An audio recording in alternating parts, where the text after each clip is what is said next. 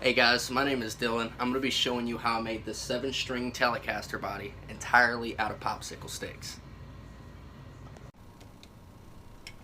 Alright, so first off, I went to the dollar store and I bought all their popsicle sticks. Now most of what they had in stock were plain, but I figured as long as the top and the bottom 2 layers were colored, I could get the effect that I was after. Now, in retrospect, I wish I would have just ordered enough colored ones to do the whole thing online, but I'm impatient, so I didn't.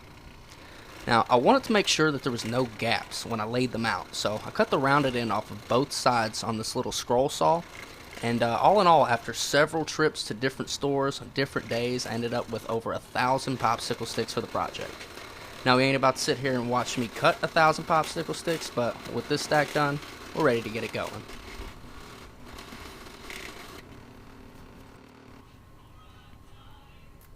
Okay, so right here I'm making a space for the blank to be built, and I'm using a scrap piece of drywall for the base, which had its ups and downs. It was strong and it was perfectly flat, but it was a complete turd trying to take it off, being that it wants to break into 1,000 pieces rather than to flex and come off. So I'm definitely going to try something different next time, but more importantly, I'm putting down this tape to give it a non-porous surface that won't stick to the epoxy when we go to take it apart in a few weeks. Didn't get any video of the crappy box I made to go on top of it, but it's just some cut up baseboards laid in a straight-ish square, then drilled to the drywall.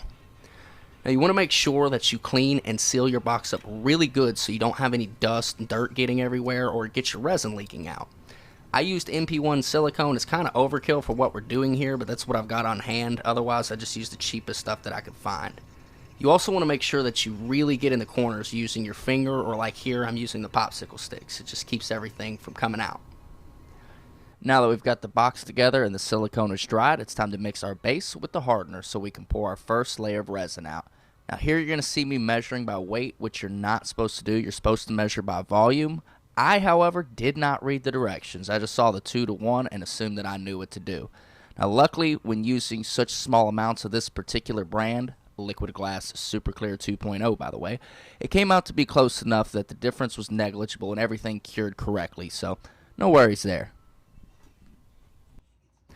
It's also worth mentioning that when you're mixing your resin, you want to use some kind of plastic or silicone to mix it with. You want to try to avoid porous materials like wood because they will put air bubbles in your resin.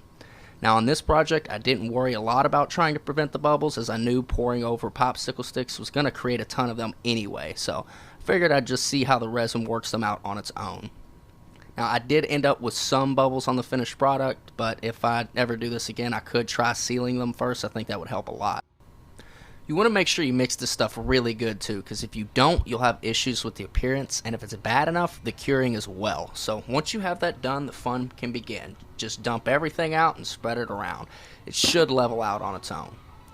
Now after leveling this pour out, I ended up letting it sit for a couple hours, thinking that the resin would get a little thicker, a little tackier, but it didn't. As I learned later in the project, this stuff takes about 10 to 12 hours to get to a thicker, more gel-like substance. I really struggled a lot in the beginning with the first few layers, having these loose gloves on, trying to stick to everything and pulling sticks out of place, and on top of that, all the sticks wanted to float with the resin being so deep, so I had issues with the second and third coat where they wanted to keep coming out and I just couldn't get it even. After a few layers of fighting it like this, I eventually started pouring the resin before I left for work each day, and then coming home at night to put down 2 layers of sticks.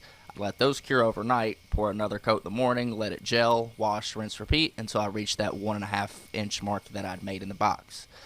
Now, as you can see, this was an incredibly time-consuming process. It ultimately took me 12 days. I did run into complications here and there with the sticks not all being perfectly straight, but I just assumed for some reason that pushing them down on the resin hard enough would be enough to hold them down. In the beginning, before I started throwing those wonky ones away, it got so bad that I ended up having to let it fully cure and pull a flood coat over it to let it level itself out. I think that was more of an issue with the second and third layers that were trying to float away, but I know the warped sticks couldn't have helped anything. But either way, it's not like I'm banking on the structural integrity of the popsicle sticks to hold this thing together. And there it is. Only a few ounces of resin to spare, we have a blank to build our guitar.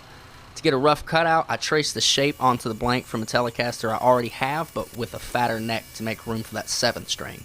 I had to drill relief holes all the way around it so the scroll saw could make it through. This resin is actually way stronger than I expected it to be. I tried to cut it without the holes and ended up killing my blade pretty quick.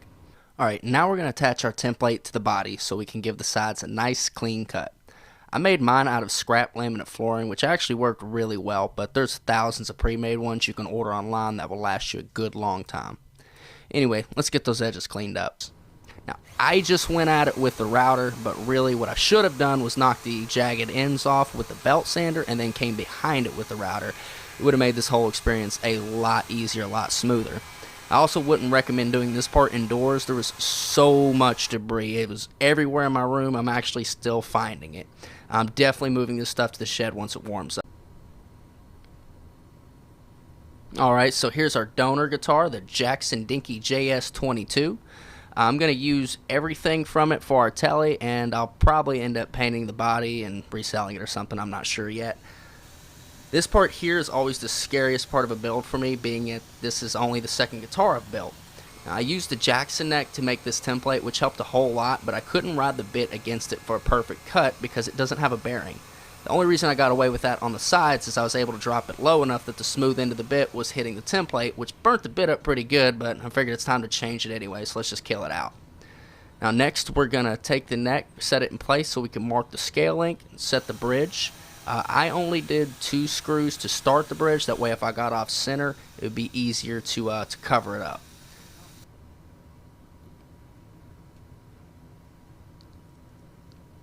Alright, now that we have it all together for a dry fit, we're going to use yarn through the B and the E string to verify that it's straight and help us line up the humbucker positions.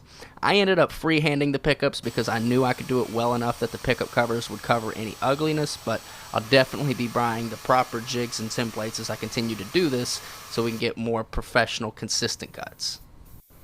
We're not going to talk about this clear coat a lot either because I boogered it up pretty good. Before spraying, I did a skim coat of the resin on the front and back to fill the scratches I gave it during the build, and I accidentally mixed it 1-to-1 instead of 2-to-1, which led to me having to scrape and sand it out the best that I could without damaging the cured layer beneath. Thankfully, I was able to save it, but because of the areas that I couldn't get it out, I'm kind of afraid to buff it, so we're just going to leave it like this. All in all, I'm pretty satisfied with this build.